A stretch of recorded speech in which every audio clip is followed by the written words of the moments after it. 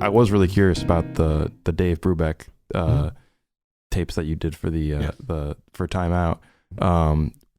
Did you like learn something in particular about Brubeck that like did those extra takes show you something different about that music that like made you think about it differently, or music in general differently? And was there any particular like challenges to working with the older tracks, like the sound of them and the way they were recorded?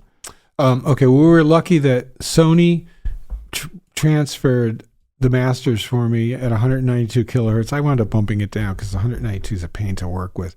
But for archiving, that's great. And they came from the master tapes from the sessions.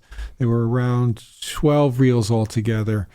Unusually for Dave, at the time, they went in for 2 different session periods. They went for 2 days. Actually, it might have been 3 altogether initially, which is long because Dave liked to make a record and leave in a day. And then came back 2 weeks later and did another hit. But here's the interesting thing. I mean, I knew Dave well because I grew up with Chris and Danny, and we were friends, and we've been in bands together, and I've worked with them. And I did a couple other records with Dave when he was alive. And one of the most joyful human beings and players ever, which comes across in the talking. That's what's really great, is the talking between the takes, him communicating with the room. The producer's always in his room. You know, we hear him on the speaker, and that's it. And they're talking about the takes, and the band's talking.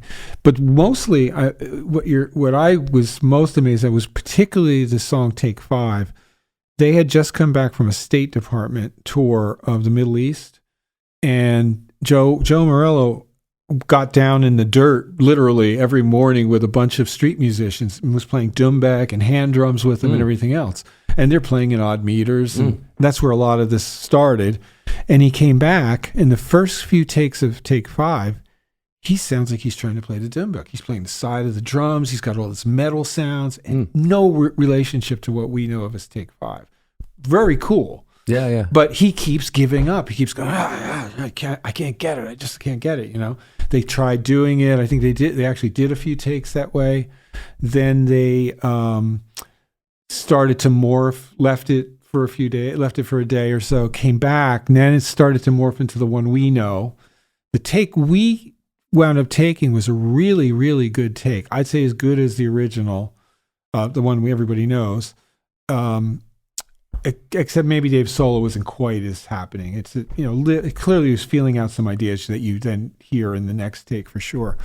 But the groove had still not quite reached the Take 5 we know. But the drum solo was great. I think it's a great solo. I think it's as good a solo as the famous solo. And now this is out now. It's been out since I guess last December. So because we had to try and get it out in the calendar year for. And what is it? Just Take 5 redux or reissue? It's all of Time Out. It's Dave Brubeck's Time Out album with all alternate takes. Wow. And normally I don't dig those kinds of things because there's a reason why they were alternate takes, as you know. Yeah, and sometimes there's no there's not. I mean, not much difference, or they weren't as good. Yeah. But in this case, they are just very different because they were experimenting with time signatures that are easy to us now, relatively speaking.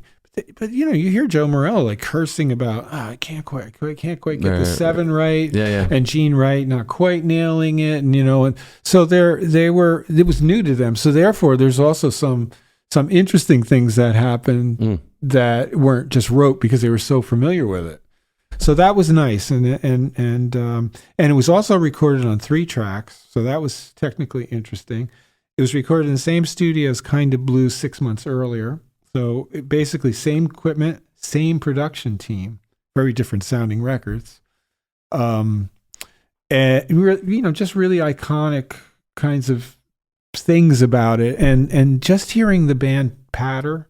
And the talk with Teo producing it just kind of was kind of a revelatory moment. And then you just put yourself back in that time and say all this other stuff hadn't come yet, That's amazing. I didn't realize. I mean, I saw you posted about that, but I didn't realize that's what you were doing. Yeah, it was pretty cool. It was really great. And I've done a few other compilation records with people, and I've always felt a little let down that we really just found stuff that was good and interesting. I felt the Jack Johnson box set had some stuff I think Dave even said that should have probably never seen the light of day, but historically it's interesting. Yeah. This feels like all music all the way through. That's amazing. So I mean, whether you love Dave's music or not, it's very true to being a Dave Brubeck record and not some kind of a just cheap spin-off or something. And when you say 3-track, that's one of those huge consoles, right? It looks like something you'd see at NASA. Yeah, that was big, but the actual machine was an Ampex machine that had 3 individual tracks, and what they did was they put the